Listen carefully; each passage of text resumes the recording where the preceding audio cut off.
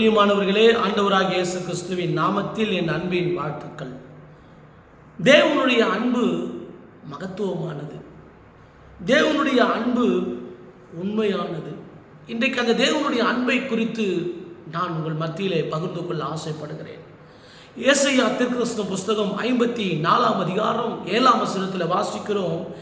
தேவன் இமைப்பொழுது உன்னை கைவிட்டேன், ஆனாலும் உருக்கமான இரக்கங்களால் உன்னை சேர்த்துக் கொள்வேன் என்று சொல்லுகிறார்.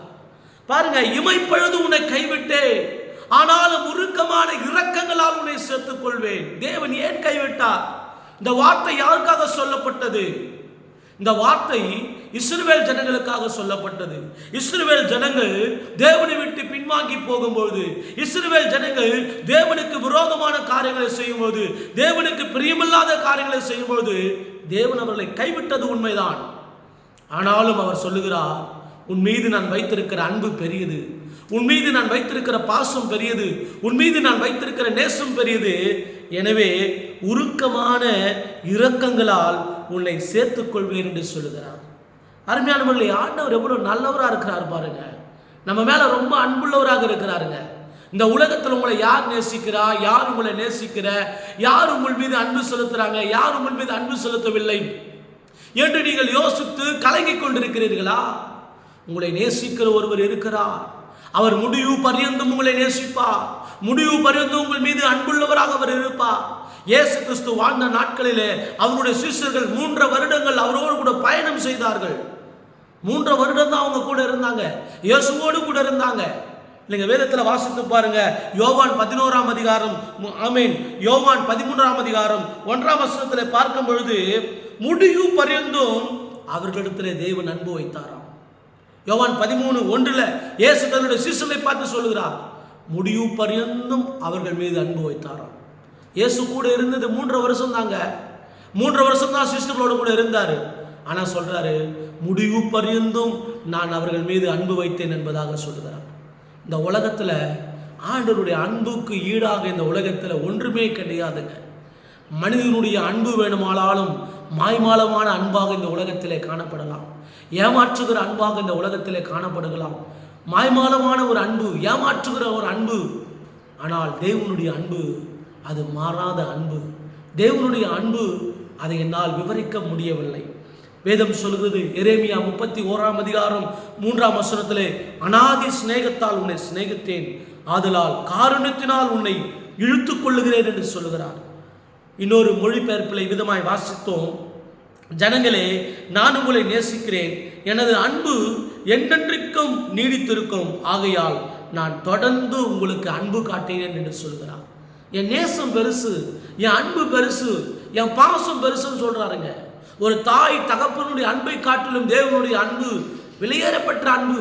கணவன் மனைவி மீது வைத்திருக்கிற அன்பை காட்டிலும் தேவனுடைய அன்பு விலையேறப்பட்ட அன்பு. மனைவி தன் புருஷன் மீது வைத்திருக்கிற அன்பை காட்டிலும் தேவன் நம் மீது வைத்திருக்கிற அன்பு விசேஷித்தமான அன்பு. பிள்ளைகள் தன் தகப்பன் மேல் வைத்திருக்கிற அன்பை காட்டிலும் நம் தேவனுடைய அன்பு விசேஷித்தமானது. எனவே தான் சொல்லுகிறார், மனுஷரை கட்டி இழுக்கிற அன்பின் கயிறுகளால் நான் அவளை இழுத்தேன் என்று சொல்லுகிறார். ஓசியா 11 அதிகாரம் 4 வசனத்துல, மனுஷனை கட்டி இழுக்கிற அன்பின் கயிறுகளால் நான் அவர்களை கட்டி இழுக்கிறேன். எவ்வளோ மாறாத அன்பு பார்த்தீங்களா? இயேசு கிறிஸ்து உங்களை நேசிக்கிறார். உங்களை பார்த்து இந்த வார்த்தை யாரும் சொல்லியிருக்கிற மாட்டாங்க. நான் உங்களை பார்த்து சொல்றேன், என் சகோதரனே, என் சகோதரியே, என் ஆண்டவராக இயேசு உங்களை நேசிக்கிறார். என் ஆண்டவராக இயேசு கிறிஸ்து உங்களை நேசிக்கிறார். Jesus loves you. உங்களை அவர் நேசிக்கிறார். நீங்கள் எப்பேற்பட்ட மனிதனாக இருந்தாலும் இயேசு உங்களை நேசிக்கிறார். இயேசு கிறிஸ்து மாறாதவராக இருக்கிறார். அவர் உங்கள் மீது அன்புள்ளவராக இருக்கிறார். நீங்கள் எப்படிப்பட்டவர்கள் வேண்டுமானாலும் இருக்கலாம். ஐயா, நான் ஆண்டவருக்கு பிரியமில்லாத காரியத்தை செய்கிறேன் ஐயா, நான் ஒரு துன்மார்க்கையா, நான் ஒரு அநீதிமான ஐயா. நீங்கள் யாராயிருந்தாலும் பரவாயில்லை. உங்களுக்காக அவர் ரத்தம் சிந்தினபடியினாலே, விலையேறப்பட்ட ரத்தத்தை உங்களுக்காகவும் எனக்காகவும் அவர் சிந்தினபடியினாலே அவர் உங்களை நேசிக்கிறவராக இருக்கிறார். தேவ பிள்ளைகளே, 1 யோவான் 3 அதிகாரம் 14 வசனத்தில் இவ்விதமாய் வாசிக்கிறோம். 1 யோவான் 3 அதிகாரம் 16 வசனத்தில், அவர் தம்முடைய ஜீவனை நமக்காக கொடுத்ததினாலே அன்பு இன்னதென்று அறிந்திருக்கிறோம். நமக்காக அவர் ஜீவனை கொடுத்தாருங்க. நமக்காக தன்னுடைய ஜீவனையே கொடுத்தாரு. எனவே தான் அந்த அன்பு வெளிப்பட்டு இருக்கிறதாம். நம்முடைய கல்வாரி சிலுவையிலே நமக்காக அவர் பலியானபடினாலே உங்களை அன்னை அவர் நேசிக்கிறாருங்க. தேவன் தம்முடைய ஒரே பேரான குமாரனை விசுவாசிக்கிற எவனோ அவன் கெட்டு போகாமல் நித்திய ஜீவனை அடையபடி அவர் தந்தருளி இவ்வளவாய் உலகத்தில் அன்பு கூர்ந்தார். நம்ம வாசிக்கிறோம் பார்த்தீங்கன்னா அந்த வேத புத்தகம் இந்த ஒரே ஒரு வசனத்தில் அடங்கி இருக்குதுங்க. இந்த புத்தகம், இந்த புத்தகம் முழுவதும் ஒரே ஒரு வார்த்தையில் அடங்கி போச்சுங்க. தேவன் நம் மீது அன்பாக இருக்கிறார், தேவன் நம் மீது அன்பாக இருக்கிறார். எவ்வளோ பெரிய ஒரு காரியம். இந்த உலகத்தில் பணம் இருந்தால் தான் நம்மளை நேசிக்கிறாங்க, இந்த உலகத்தில் வசதி இருந்தால் தான் நம்மளை நேசிக்கிறாங்க, இந்த உலகத்தில் நமக்கு மதிப்பும் மரியாதையும் இருந்தால் தான் இந்த உலகம் நம்ம நேசிக்குதுங்க. ஆனால் என் ஆண்டவராகிய இயேசு கிறிஸ்து அவருடைய வார்த்தை யாருக்குள்ளே இருக்கிறதோ, அவருடைய வார்த்தைகள் யாருக்குள்ளே அடங்கி இருக்கிறதோ அவர்களை அதிகமாய் அதிகமாய் அதிகமாய் நேசிக்கிறார். லாசரு என்கிற ஒரு மனிதன், லாசருக்கும் இயேசுக்கும் என்னங்க சம்பந்தம்? ஒன்றுமே இல்லைங்க. லாசரு மரித்து போய்விட்டார். நீங்கள் வாசித்து பார்க்கும்போது ஆமென், யோவான்ல 11ஆம் அதிகாரம் 36ஆம் வசனத்தில் லாசரு மரித்து போய்விட்டார். இயேசு கிறிஸ்து 4 நாள் கழிச்சு வராரு, கல்லறிடத்தில் வராரு. லாசரு மரிச்சுட்டாங்க, லாசரு செத்து போயிட்டாருன்ற செய்தியை கேட்டோன்னையும் இயேசு அழுதாருங்க. ஏங்க ஒரு மனுஷனுக்காக இயேசு அழுவணும்? இயேசு கூட பிறந்தவரா இல்லை இயேசு கூட இந்த சீஷரா? ஒன்றுமே கிடையாது. ஏன் இயேசு லாசருவுக்காக அழ வேண்டும்?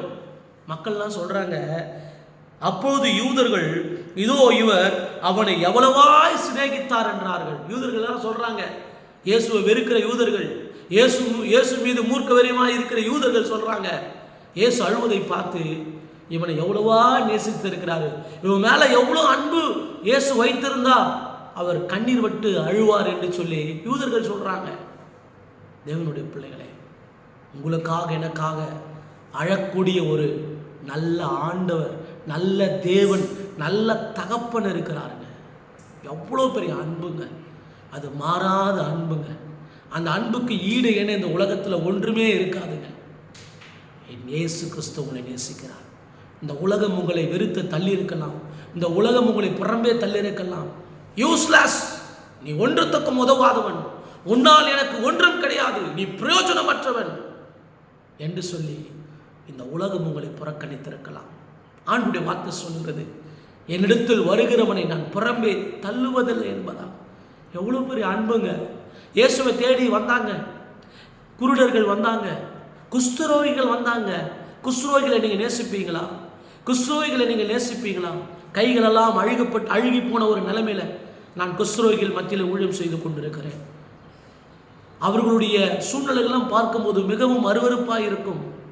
இயேசு கிறிஸ்து அந்த குஷ்டரோகிகளை நேசித்தார், அவரை தொட்டு சுகமாக்கினார். நம்ம போய் குஷ்டரோகிகளை தொட முடியாது. ஐயோ அந்த வியாதி நம்மை தொட்டு விடுமா, ஐயோ அந்த வியாதி நம்மை தொடர்ந்து விடுமா என்ற ஒரு பயம் வரும். அவர்களை தொட்டாருங்க, குஷ்டரோகிகளை தொட்டாரு. பேர் பிரஸ்தாபத்துக்காக இல்லை, விளம்பரத்துக்காக இயேசு செய்யலை. அவர்கள் மீது அன்பு செலுத்தினபடியினாலே குஷ்டரோகிகளையும் தேவன் தொட்டார். 38 வருஷமா வியாதிசனாக இருந்த ஒரு அருவருப்பு மிக்கப்பட்ட ஒரு இடத்துல இருந்து அவனை தேடி போய் இயேசு தொட்டாருங்க. அவர் எவ்வளவாய் நேசிக்கிறார் நம்மை. அருமையானவர்களே, இயேசு கிறிஸ்து உங்களை நேசிக்கிறார். அவர் நேற்றும் இன்றும் என்றும் மாறாத தேவன். இந்த உலகத்தின் முடிவு பரியந்தமும் சகல நாட்களிலும் நம் தேவன் உங்களை நேசிக்கிறவராக இருக்கிறார். என்னோடு கூட சேர்ந்து ஜெபிப்பீங்களா? உங்களை ஏசப்பா நேசிக்கிறாருங்க, அவர் உங்களை கைவிட மாட்டாருங்க, அவர் உங்கள் மேலே அன்பாக இருக்கிறாருங்க. இந்த உலகத்தினுடைய அன்பை நம்பி ஏமாந்து போயிட்டீங்களா? பரவாயில்ல, விட்டுருங்க. ஏசப்பாவோட அன்பு மாறாதது. அவருடைய அன்பு நித்திய காலமாய் உங்களோடு கூட வந்து கொண்டே இருக்கும். பரலோகத்தில் எப்படி தேவன் நம் மீது அன்பு செலுத்துவாரோ அதே போல இந்த பூலோகத்தில் நம் மீது அவர் அன்பு செலுத்துகிறவராக இருக்கிறார். சொந்து போகாதீங்க. உங்களுக்காக நான் சுபிக்க போகிறேன். அன்பின் பிதாவே, நன்றியோடு கூட துதிக்கிறோம், நன்றியோடு கூட ஸ்தோத்திரிக்கிறோம் தகப்பனே.